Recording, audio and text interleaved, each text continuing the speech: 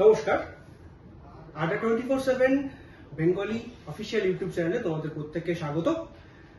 সফল ক্যান্ডিডেট অর্থাৎ পশ্চিমবঙ্গ সরকার, ভারত সরকার প্রত্যেকটা সরকারি চাকরির পরীক্ষার বিভিন্ন সফল ক্যান্ডিডেটদের নিয়ে আমরা যে সিরিজ শুরু করেছি তাহাদের কথা, আজকে তারই একটি অন্য পর্বে আমরা হাজির হয়েছি এবং এখানে আমরা একটু অন্য ধরনের গল্প বলবো।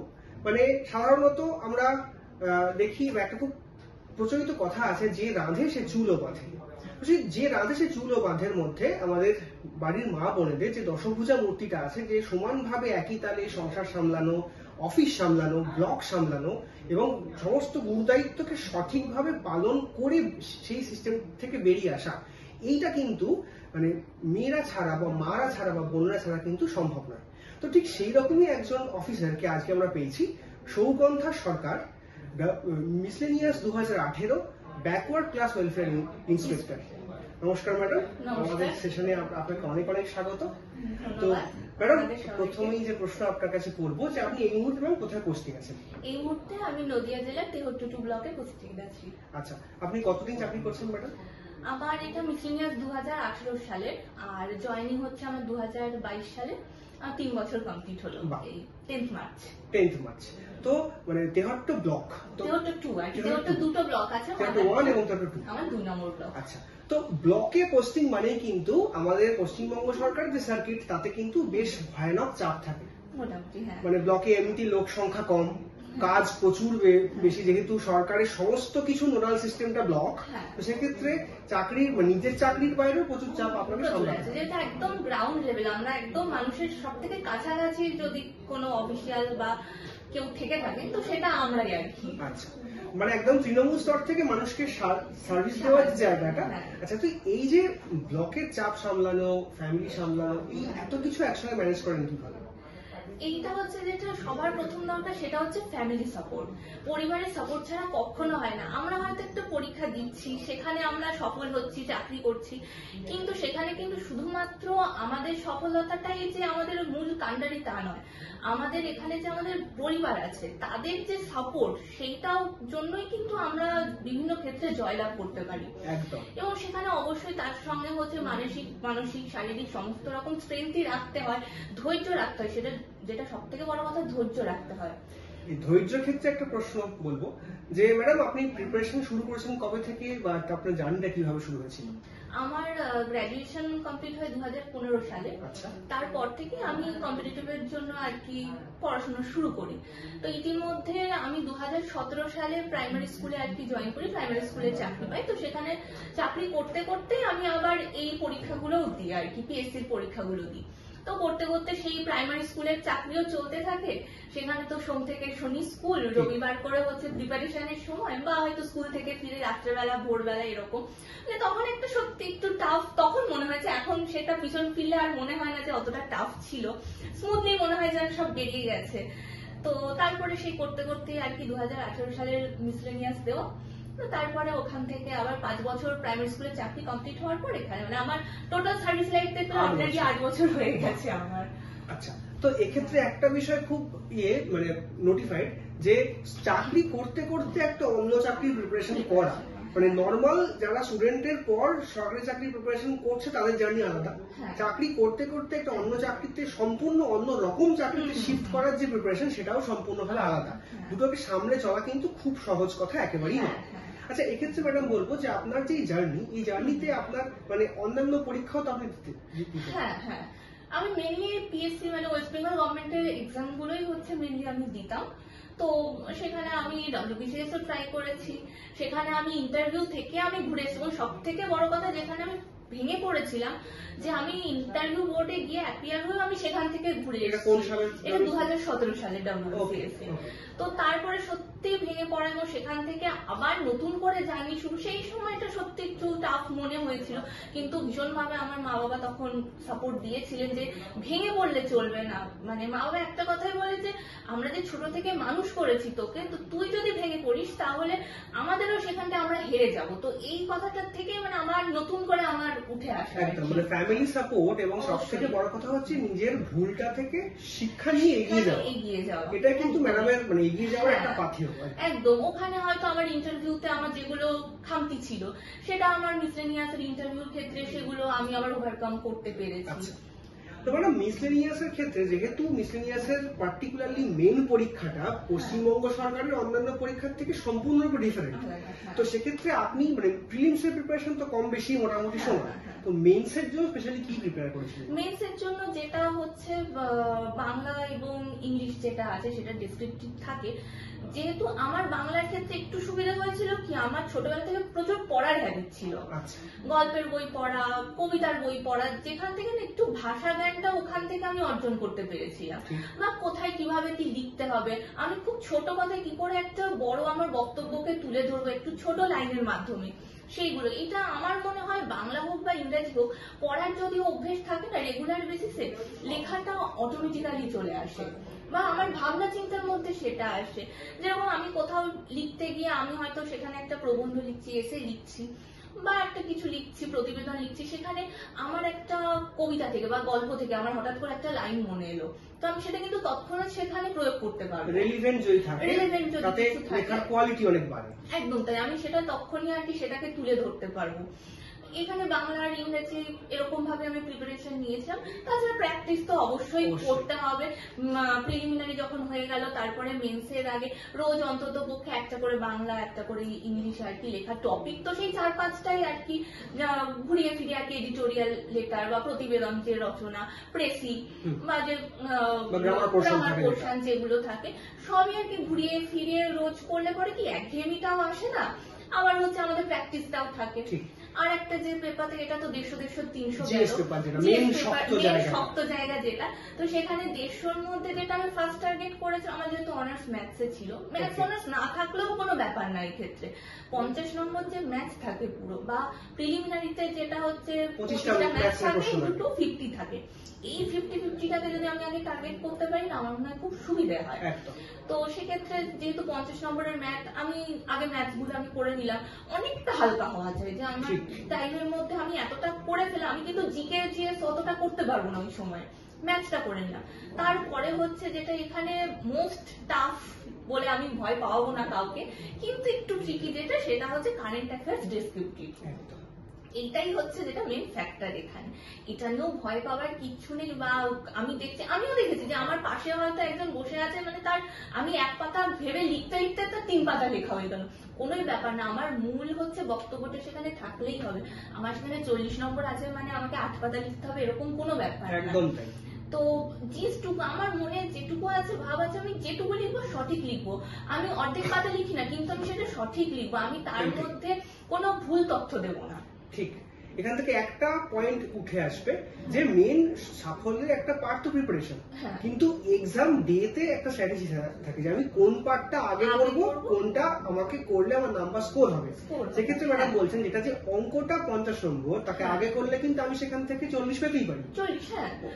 মানে অনেকে 50ও পায়, আমিও সেটা পেয়েছিলাম। হ্যাঁ, মানে একজন যদি আর্টস স্টুডেন্ট, সে হয়তো খুব ভালো ম্যাথস পারে না কিন্তু প্র্যাকটিস করে এসেছে, 40 অনায়াসে পেতে পারে, কারণ প্রচুর হচ্ছে অর্থ থাকে। ঠিক, এবং সবার যে ভয়ের জায়গাটা যে ডেসক্রিপটিভ জিএস পার্ট, সেই ডেসক্রিপটিভ জিএস পার্টের মধ্যে কারেন্ট অ্যাফেয়ার্সটা আপনি কি করে প্রিপেয়ার করেছিলেন? কারেন্ট অ্যাফেয়ার্স যেরকম অনেক ম্যাগাজিন যেগুলো আছে, কারেন্ট অ্যাফেয়ার্স এর ম্যাগাজিন, যেরকম আমি মেনলি বলতে পারি আমি যেহেতু অ্যাচিভার্স ফলো করতাম, তো ওগুলোর প্রত্যেকটা কিন্তু প্রথম দিকে বেশ ডিটেলসে লেখা থাকে, সেটা প্রধানমন্ত্রীর বিদেশ সফর হোক বা বিদেশ নীতি হোক বা অন্যরকম যে কোনো রকম একটা কোনো ডিজাস্টার হলো, সেটা নিয়েও লেখা থাকে প্রত্যেক মাসে মাসে। আবার 6 মাস অন্তর অন্তর একটা পুরো 6 মাসের জিস্ট নিয়ে একটা বেরোয়, সেগুলো পড়লেই মোটামুটি আর কি সেগুলো থেকে ধারণা পাওয়া যায়।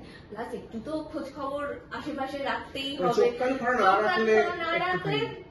চোখ কান যদি খোলা রাখা যায় কিছু অন্তত পেরে যাবো। হয়তো আমি সেখানে 4 পাতা আমি লিখতে পারলাম না, কিন্তু হাফ পাতা 1 পাতা আমি লিখতে পারলাম, মানে ছেড়ে আসার থেকে অ্যাটেন্ড করে আসাটা বেটার। আচ্ছা, তো সামনেই ম্যাডাম মিসেলিয়াস মেইন পরীক্ষা রয়েছে এবং অনেকে ওয়েটও করছে পরীক্ষার জন্য, তো তাদের কাছে যেহেতু এই মুহূর্তে একটা মানে কোর্ট কেসের প্রবলেম চলছে, পরীক্ষাটা কিছুদিন পিছিয়েছে, তো এই যে পিরিয়ডটা তারা কিভাবে কাজে লাগাবে? এইটা হচ্ছে তাদের কাছে যদি বলি, তারা যেন কোনো রকম চিন্তা না করে, টেনশন না করে যে পরীক্ষা হবে কি হবে না, একদিন না একদিন তো হবেই পরীক্ষাটা, কারণ এত ভ্যাকান্সি আছে, পূরণ তো করতেই হবে। তো সেখানে এই সময়টা তারা কাজে লাগাক, তারা মনে ওই যে বললাম ধৈর্য আর জেদ, এই দুটো রাখতেই হবে। এমন নয় যে কি বলে আমি এই সময়টা ঘুরে বেরিয়ে বা অনর্থক সময়টা নষ্ট করলাম। হ্যাঁ, আমি বলছি না যে ঘুরে বেড়ানো খারাপ, আজকে একটা নেমন্তন্ন বাড়ি যাওয়া উচিত নয়, সারাক্ষণ শুধু করছি, একদমই সেটা আমি বলছি না। আমি যদি আজকে রিল্যাক্সের জন্য 3 দিন ঘুরতে যাই, ওই 3 দিনে পড়াটা মনে রাখতে হবে আমাকেই তুলতে হবে। তাতে আমি যদি দিনে 7 ঘন্টা করে পড়ি, আমাকে বাকি দিন আমি 8 ঘন্টা করে পড়বো ঘুরে এসে বা ঘুরতে যাওয়ার আগে। রিল্যাক্সেশন অবশ্যই দরকার, প্রত্যেকের দরকার। আমি যদি আজ সন্ধ্যেটা নেমন্তন্ন বাড়িতে কাটে, তো পরের দিন দুপুরে আমার রেস্টটা নিয়ে আমার সেই সন্ধ্যেবেলা পড়াটা আমাকে তুলতে হবে, এরকম ভাবেই চলতে হবে।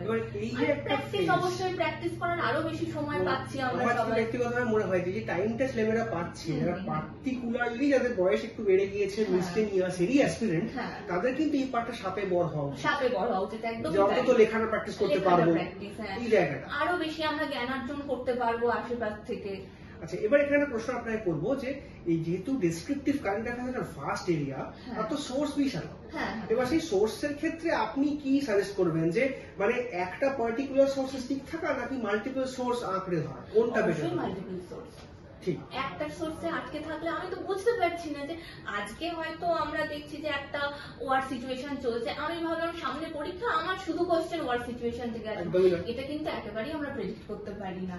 আরো বৃহত্তর জিনিস আমাদের আশেপাশে ঘটছে, বৃহত্তর বলবো না, এটাকে আমি সেখানে ছোট করছি না, আরো বিভিন্ন রকম জিনিস আমাদের আশেপাশে চলছে, সেগুলোও আমাদের জানতে হবে। যেমন এটার সঙ্গে রিলেট করে একটা জিনিস আমি বলতে পারি যে এই যে আমাদের এই যুদ্ধকালীন পরিস্থিতি চলছে, তাতে তো আমাদের যে ট্রাভেল, ট্যুরস এন্ড ট্রাভেলস এর যে একটা বিজনেসই তো বলা চলে, সেটা তো হ্যাম্পার হচ্ছেই।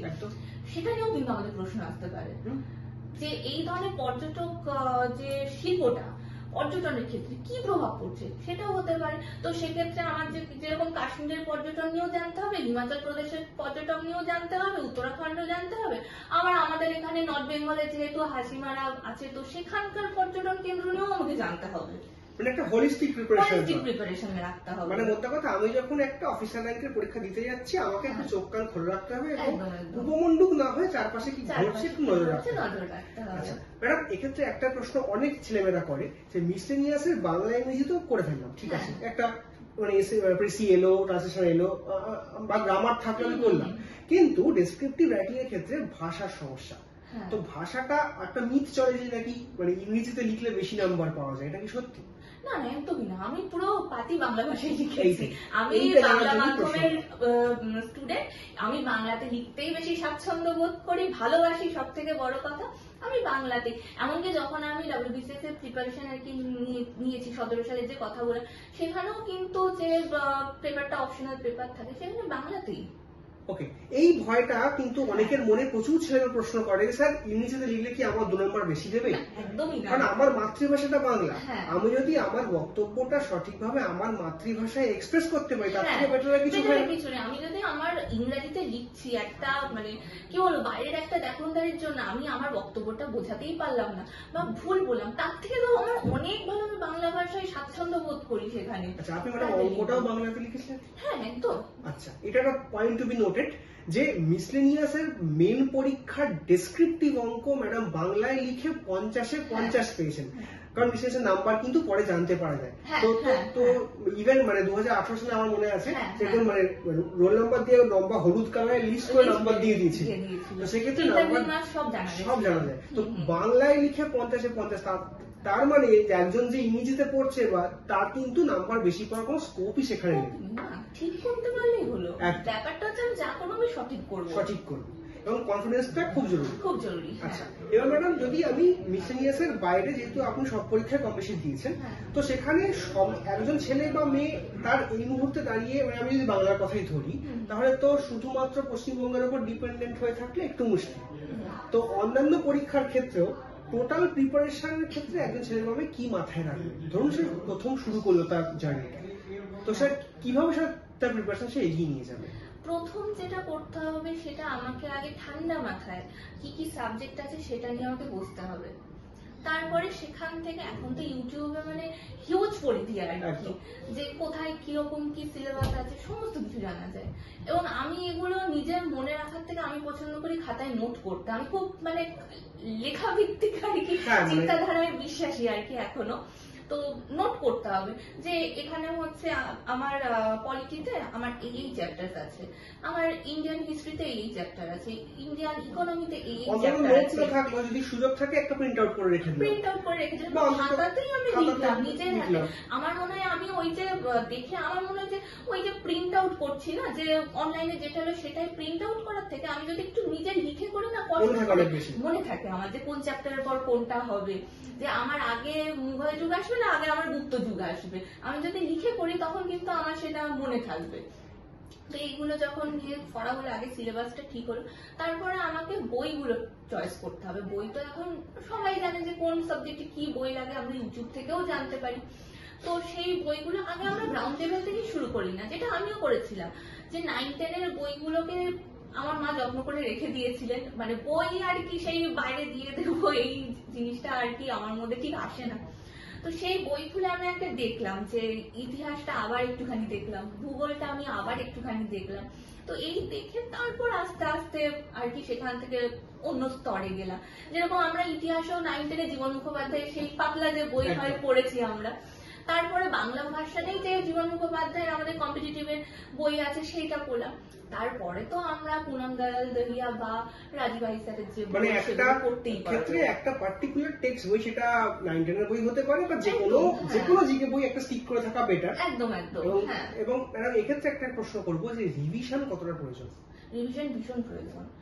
এবং বললাম যে ওই যে লিখে লিখে করা। আজ আমি একটা উদাহরণ দিচ্ছি, ধরুন ইন্ডিয়ান পলিটির উপরে যে আমাদের অনেকগুলো আর্টিকেল আছে বা যে পার্ট গুলো আছে, পার্ট 1 পার্ট 2, ওটা যদি একটু লিখতে পারি না, ধরুন পার্ট 1 ইন্ডিয়ান আইল্যান্ড টেরিটরি, যেটা সেখানে 1 থেকে 4 নম্বর যে আর্টিকেল আছে এইগুলো, তারপরে আছে হচ্ছে 5 থেকে 11, মানে এই যে এইরকম হয় 12 থেকে 35, 36 থেকে 51, যে এই পার্ট গুলো তার সঙ্গে সঙ্গে যে আর্টিকেল গুলো যাচ্ছে এগুলো যদি আমরা লিখে রাখি, যে তারপরে কি আছে ইন্ডিয়ান অ্যান্ড ইটস টেরিটরি হলো, তারপরে সিটিজেনশিপ, তারপরে ফান্ডামেন্টাল রাইট, এই যে হলো, এইগুলো আমরা যদি লিখে রাখি, ধরুন আজকে আমি ওই প্রথম 1 থেকে 4 প্রথম শুরু করছি, যেহেতু 1 থেকে 4 নম্বর 4টে আর্টিকেলই পড়লাম, পরের দিন তো 5 থেকে 11 পড়বো, সেই পড়ার আগে আমি 4টে আর্টিকেল আবার ঝালিয়ে নিলাম এবং খাতায় লিখে রাখলে পৃষ্ঠাটা উল্টানো, ওই চোখে ভাসিয়ে রাখা।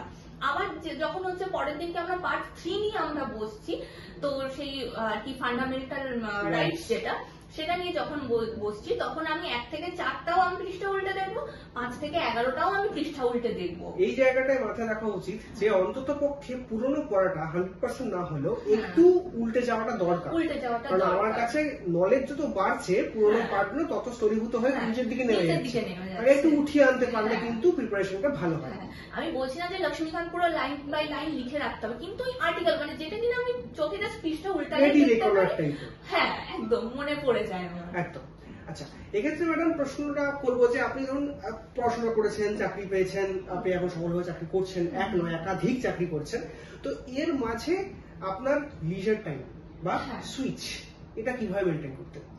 এইটা হচ্ছে ওই যে বললাম, আমি যদি একটা সময় আমার লেজার টাইমে আর কি যদি স্পেন্ড করি, ওই টাইমটা আমাকেই তুলতে হবে। যেমন আমার ভীষণ রকম ভাবে ফটোগ্রাফির শখ, বিশেষ করে হচ্ছে বার্ড ফটোগ্রাফির শখ, বা হচ্ছে একটু বেড়াতে যাওয়ার জিনিসগুলো নিয়ে একটু পড়লাম, যে কোথায় কি হচ্ছে, কোথায় কি ঘুরতে যাওয়া, কোথায় কিরকম কি ট্রেকিং হচ্ছে, সেরকম গল্পের বই, তো সেরকম আর কি পড়া, আর কি ওই পড়ার মাঝখান থেকে একটু সময় বার করে, বা আমাদের কি হয়, আমাদের তো প্রত্যেকদিন মানে জার্নি করতে হয়, ওই যাতায়াতের পথেই আর কি একটুখানি গল্পের বইও পড়ছি, এখন তো পিডিএফ আর কি সবই পাওয়া যায়, পিডিএফও পড়ছি, ওই সব রকম ওই রকম ভাবেই আর কি প্রিপারেশন ফেজে কোথাও কিন্তু হবি বাধা হয়ে দাঁড়ায় না, একদম যদি সেটাকে টাইমলি পার্সু করা যায় এবং লিমিট রেখে পার্সু করা যায়, এবং সেটা করা উচিত হয়, করা উচিত, হ্যাঁ, কারণ আদারওয়াইজ একদম পড়তে পড়তে পড়তে পড়তে মাথাটা জ্যাম হয়ে যাবে। একদমই তাই। আচ্ছা, তো এবার ম্যাডাম হচ্ছে যে ধরুন যারা মানে এই মুহূর্তে যে সিচুয়েশনটার মধ্যে দিয়ে আমরা যাচ্ছি, পশ্চিমবঙ্গ সরকারের বিভিন্ন পরীক্ষাতে মানে আসতে একটু দেরি হচ্ছে, তো সেক্ষেত্রে সেন্ট্রাল গভর্নমেন্টের যে সমস্ত পরীক্ষা আছে, তো সেগুলোতে কি পশ্চিমবঙ্গ সরকারের সিলেবাসে একটু শিফট করা উচিত? ডেফিনেটলি সেটা যদি তারা চান তারা অবশ্যই করতে পারেন। সেটা পরীক্ষার ক্ষেত্রে দেখুন, আমার হাত আজকে শূন্য, আমি আজকে 2 টাকাও পেতে পারি, আমি আজকে 50 টাকাও পেতে পারি, আমার সেখানে কোন রকম আমার এখানে বাধ্যবাধকতা থাকা উচিত নয় যে আমি শুধুমাত্র 50 টাকার দিকেই আমি ঝুঁকবো। ওই 2 টাকাটাও কিন্তু আমার কাছে লাভ, ওই 2 টাকাটাই কিন্তু আমার হাতে এলে পরে ওটাই আমার নিজস্ব অর্জন। একদম। আচ্ছা, তো এবার যেটা বলবো যে মানে আপনি তো মোটামুটি প্রচুর পরীক্ষা দিয়েছেন। হ্যাঁ, তো এবার এখানে একটা প্রশ্ন অনেকে বারবার বিভিন্ন ক্ষেত্রে কমেন্টে করে, স্যার ওই পরীক্ষাটা পারলাম না, আমার তাহলে কি আর পড়াশোনা হবে না? এই যে প্রশ্নটা, এই প্রশ্নটা বারবার ট্যাকেল করে আসা হয়। এইগুলো ছেলেমেয়েরা, এটাকে অ্যাকচুয়ালি যদি কম বয়স তাদের মনে হয় না, তাদের বয়স প্রায় শেষের দিকে এগিয়ে এসছে, তাদের ক্ষেত্রে আপনি কিছু বলবেন? আমার যেটা বলা সেটা অবশ্যই, যেটা একবারেই বলছি, ধৈর্য রাখতে হবে, আশাহত হলে হবে না, এবং সবসময় আমাকে আমার লক্ষ্যটাকে রাখতে হবে যে আমি তো ওখানে পৌঁছানোর স্বপ্ন নিয়ে এতদিন এগিয়েছি, আমি শেষ মুহূর্তে সেটাকে কেন ছাড়বো, আরেকটু দেখি না, আরেকটু দেখে যাই। যেটা আমি সত্যি বলছি, আমার গত সপ্তাহে আমার খুব প্রিয় বাড়ির একজন সদস্য মারা গেছেন, তিনি আমার মানে সে আমার 4 পায়ের আর কি সদস্য। তো ও না লাস্ট মোমেন্টে আমার কিছু শিখিয়ে গেল বলতে, প্রত্যেকটা জীব কিন্তু এই পৃথিবীতে শিখিয়ে যায়। তো আমি সেখান থেকেই বলছি, শেষ পর্যন্ত আমাকে লড়াইটা চালিয়ে যেতে হবে। যতক্ষণ আমি জানি না, আমি আজকে, আমরা তো এক্সপেক্ট করি, আমিও এক্সপেক্ট করেছিলাম যে সে থাকবে, আজকে আমাদের সঙ্গে থাকবে, তো প্রত্যেকে এক্সপেক্ট করি আমরা জিতবো, কিন্তু আমরা জানি না মানে আমাদের ডেস্টিনিতে কি আছে, আমরা জিতবো কি হারবো। কিন্তু সেই আলটিমেট রেজাল্টটা পাওয়ার আগে পর্যন্ত কিন্তু হাল ছাড়বো না, দাঁতে দাঁত চেপে লড়াইটা করতে হবে। এই লড়াইটা সম্পূর্ণ আমার একার, আমাকে হয়তো আশেপাশ থেকে রিসোর্স দেবে সবাই সাপোর্ট করবে, কিন্তু নিজের লড়াইটা একান্ত নিজেরই। সবার আগে নিজেকে নিজের পাশে দাঁড়াতে হবে। বাবা মা ভাই বোন হাজবেন্ড সবাই থাকবে, কিন্তু নিজেকে সবার আগে নিজের পাশে দাঁড়াতে হবে। তো সেই করে এগোতে হবে, আশাহত হলে হবে না। আর এই যে বলছি না যে লড়াই করাটা নিজের মধ্যে রাখতে হবে। আমি নিজে লড়াই করছি, প্রচন্ড মানে বাইরে আওয়াজ শোনা যাচ্ছে, মানে আমি নিজেই বলছি আমি এই পরীক্ষার প্রিপারেশন নিচ্ছি, এতদিন নিচ্ছি, হচ্ছে না, এটা না, লড়াইটা নিজের মধ্যে রাখতে হবে। কোনো প্রয়োজন নেই না, একদম।